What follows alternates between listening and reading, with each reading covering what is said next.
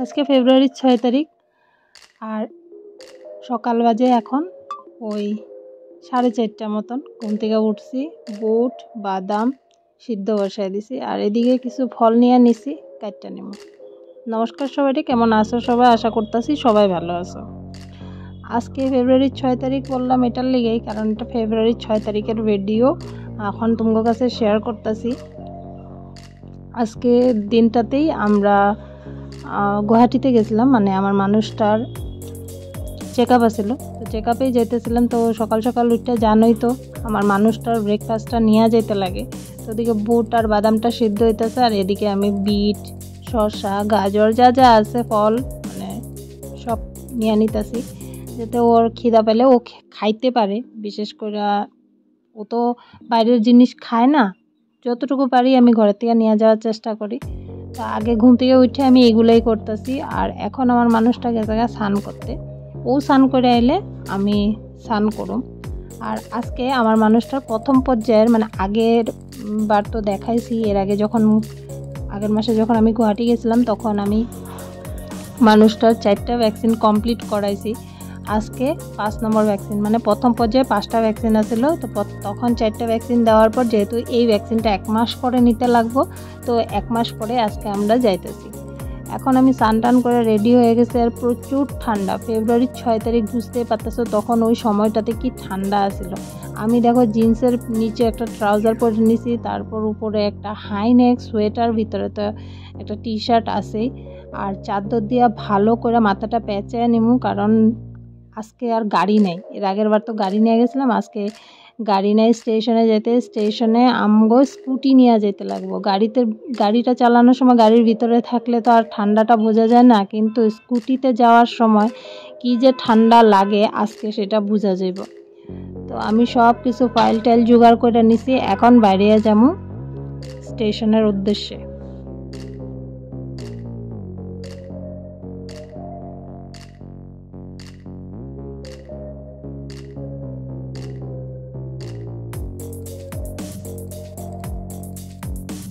আমরা এখন বাইরে গেছি যাওয়ার লিগা। এদিকে আমার মানুষটা ঘরে দরজাটা তালা মারতেছে, তা আমার গেটটাও খুলে দিতে লাগবো। গেট খুললে পরে স্কুটি নিয়ে বাঁচলে দুজনে জামুক। আর আজকে এত ঠান্ডা ওয়েদারটা, এমনিতেই রোদ উঠে নাই আর কুয়াশা পড়তেছে। ঠান্ডায় আমি একদম যেমন বরফ হয়ে যেতেছে এরকম লাগতেছে। দুইজনেই বাইরে গেছি। আমি হেলমেটটা নিতাম, যে হেলমেটটা লাগাই আমি এই স্টেশন অবধি যেতাম, কিন্তু হেলমেটটা আমি লাগানোর মতন সুবিধা পেতেছিলাম না চাদরের উপর দিয়ে। আর চাদর ছাড়া হেলমেট পরলে আমি আরও শেষ হয়ে যাবো, তার লিগে আমি নেই হেলমেট, এইভাবেই বাইরে গেছি। এখন আমরা ঢুকে গেছি স্টেশনের রাস্তায়, আর স্কুটিও খুব স্পিডে চালানো হইতেছে। তার কারণ হলো যাতে ট্রেন মিস না হয়। এর আগের বার যখন মেয়েটারে নিয়ে গুয়াহাটি গেছিলাম ওইবার আমাকে ট্রেন মিস হয়ে গেছিলো, তোমরা দেখছো, আমি ব্লগে শেয়ার করছি। আর ওইটা আসলে এর আগের ট্রেনটা, মানে ভোরবেলা যেটা যায়। আজকে কিন্তু ওই ট্রেনটা ধরি নেই, আজকে সেকেন্ড ট্রেনটাই ধরতেছি, যাতে এই ট্রেনটা মিস না হয়। তার লিগে তাড়াতাড়ি বাইরে এসেছি, কোনো যাতে অসুবিধা না হয়। দেখো এত তাড়াতাড়ি আইছি, একদম প্রায় ট্রেন আসার 20 মিনিট মতন আগে এসে পায়ে গেছি। এখন আমরা স্কুটিটা পার্কিংয়ে রাখুম, পার্কিংয়ে রাখা টিকিট কাটটা তারপরে সোজা ট্রেনের অপেক্ষায় থাকুম, কারণ ট্রেন আসলেই উঠতে লাগবো। আর হলো যত তাড়াতাড়ি যাবো তত তাড়াতাড়ি ব্লাড টেস্ট হইব, তত তাড়াতাড়ি ব্লাড রিপোর্ট আসবো। ওই চেষ্টাটাই করি, কিন্তু জানি না কোনো প্রকারে প্রতিবারই দেরি হয়ে যায়। এদিকে স্কুটি পার্কিংয়ে রেখে আমরা দুইজনে আয়সা পড়ছি স্টেশনে, আর এখন ট্রেনের অপেক্ষা। ট্রেন আসলে ট্রেনে উঠুন। এদিকে এখন ট্রেন আয়সা পড়ছে, আমরা ট্রেনে উঠতে যাবো। আর আজকে অত একটা ভিড় নাই স্টেশনে, তো মনে হয় খালি জায়গায় পাওয়া যাবে বসার মতন। দেখি কি হয়। তো চলো ট্রেনে উঠি। কইলাম না খালি জায়গা পাওয়া যাবে, তো ভালো একটা বসার জায়গা পেয়ে গেছি, সিঙ্গেল সিট। আর আমি ট্রেনে আসার পথে কোনো এমন ভিডিও করি নাই। এখন আমরা রঙিয়া স্টেশনে পেয়ে গেছি। রঙিয়া স্টেশনে প্রায় আধা ঘন্টা দাঁড়াইবো ট্রেনটা। তবে আমার খুব ঘুম পাইতেছিল। আর আজকের কাহিনী অন্যরকম, কারণ আজকে আমার শরীরটা ভালো না, খুবই খারাপ। আমি জ্বর নিয়ে আজকে এসেছি গুয়াহাটিতে। এর আগের ভিডিওটাতে তুমগো সরস্বতী পূজার আমি ব্লগ শেয়ার করছিলাম, আমি তখন মার বাড়িতে ছিলাম। তারপরে কিন্তু আমি কোনো ভিডিও শেয়ার করি না। তার কারণ হলো আমি মার বাড়িতে থাকা অবস্থায় 2 দিন যে সরস্বতী পূজা ঘোরাঘুরি, নাচ গান, খাওয়া দাওয়া, এই ঠান্ডার মধ্যে যা যা করছি, ঘরে আসা মাত্রই মানে আমি ঢেকেজুলিতে আসা মাত্রই আমার খুব জ্বর হয়ে গেছে। তো আমি কিছুই করতে পারতেছি না 2 দিন ধরে। আমার মানুষটাই রান্না বাড়া খাওয়া দাওয়া সব কিছু করতেছে। আজকে সকালবেলাও যে দেখলাম, আমি সকালবেলা শুধু ওর খাওয়াটা কোনো রকমে বানায় নিয়েছি, বাইরের কাজ টাজ ও সব নিজে হাতে করছে। আমি মাথায় উঠাইতে পারি না, আমার এত শরীর খারাপ। আজকে অবশ্য আমার গুয়াহাটি যাওয়ার কথাটা মানে একটু অন্যরকম আসলে, মানে আমি যাবো না বললে ভাবছিলাম প্রথমে।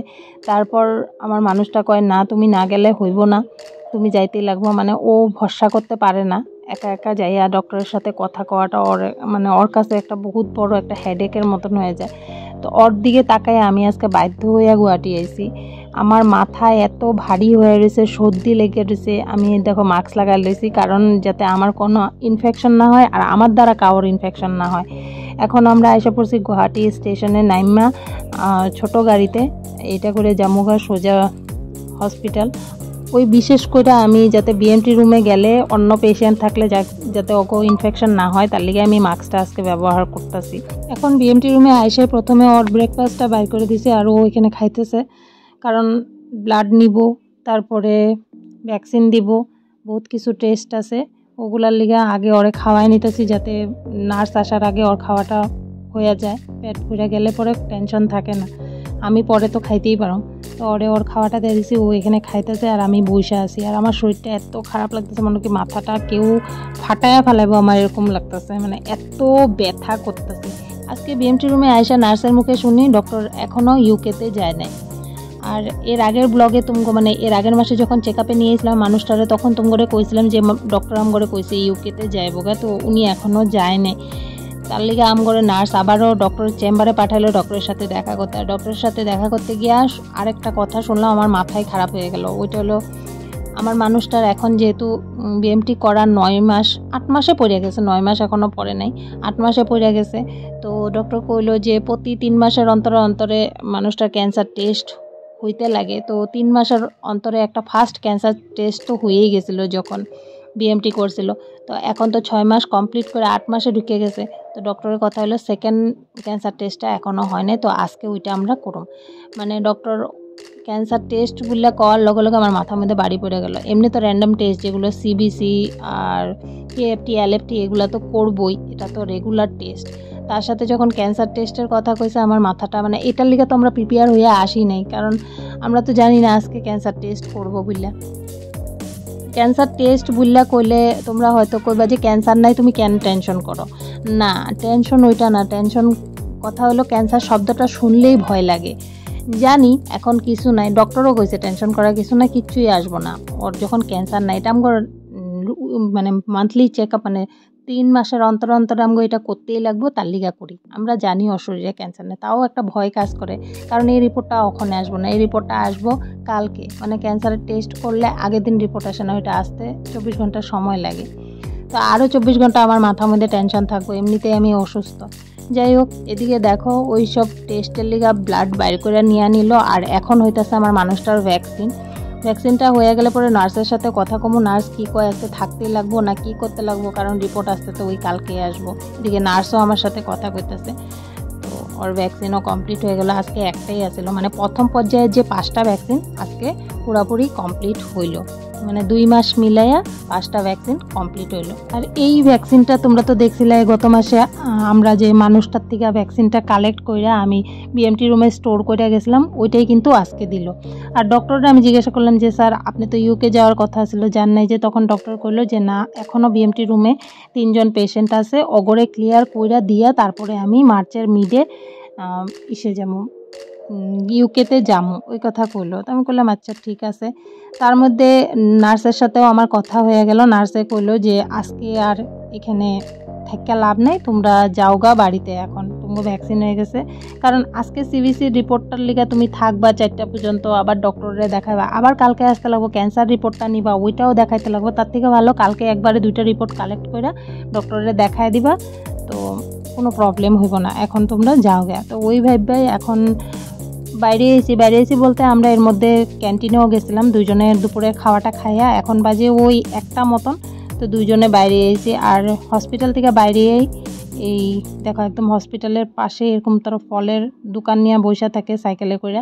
তবে মানুষটা কিছু কমলা কিনা নিল, তো কমলাটা নিয়ে এখন জামুগা স্টেশনে গিয়া দেখি কখন ট্রেন, তারপরে বেরিয়ে যায়। এখন আমরা অটো স্ট্যান্ডে যেতেছি, অটো স্ট্যান্ড থেকে অটো ধরে সিধা যেতে লাগবো স্টেশনে, ওইখানে ট্রেন দিব। তা তোমরা তো জানো 4:45 ট্রেন, 4:45 ট্রেন ধরে আমরা বাড়িতে যামগে। তবে এইখানে আমি আরেকটা কথা কই, অনেকেই ভাবে যে বিএমটি করা পর্যন্ত মানুষের হয়তো পয়সা লাগে, তারপরে মনে হয় আর টাকা পয়সা কোনো কিছু লাগে না। এটা পুরোপুরি ভুল ধারণা। বিএমটি পর্যন্ত টাকাটা লাগে, বিএমটিতে তো অনেক মোটা টাকা, অনেক টাকা লাগে। কত টাকা লাগে সেটা আমি এখনও তোমার কাছে শেয়ার করি নাই, হয়তো আগন্তুক দিনে আমি করুম, কত টাকা লাগে কি আসে বিষয়ে সবটাই শেয়ার করুম। এখন আমি শেয়ার করতেছি না কিছু কারণে, আর যেদিন শেয়ার করুম ওই কারণটাও কমু যে কেন আমি শেয়ার করিনি। তো যে যাই হোক, তো বিএমটি পর্যন্ত তো মোটা টাকা একটা লাগে। ওই টাকার পরে আমরা যে এখন প্রতি মাসে মাসে ডক্টরের কাছে চেক আপ করেছি, এই ব্লাড টেস্ট, ওষুধ, অনেক টাকা লাগে। তারপরে ক্যান্সার টেস্ট প্রতি 3 মাসের অন্তরে, এটারও একটা টাকা লাগে। আর এই যে ভ্যাকসিন, এই ভ্যাকসিনে আজকে ফার্স্ট পর্যায়ে 5টা ভ্যাকসিন কমপ্লিট হইলো। এই ভ্যাকসিনে আমি এই 5টা ভ্যাকসিন কিনতে 40,000 টাকা খরচ করছি, মানে 40,000 টাকা দিয়ে এই ভ্যাকসিন কিনা আজকে ভ্যাকসিন কমপ্লিট হইলো। দেখো 40,000 টাকা তো আর 40 টাকা না যে দেখতে পাওয়া যায়। 40,000 টাকা কামাইতেও আমাকে বহুত কষ্ট করতে লাগে। আর আমরা সবসময় রেডি থাকি না, কারণ ডক্টর কখন কোন টাকার কথা কয়, কোন মেডিসিনের কথা কয়, ওটার লিগে আমরা রেডি থাকি না। তো ভাবো আমরা কত কষ্ট করি।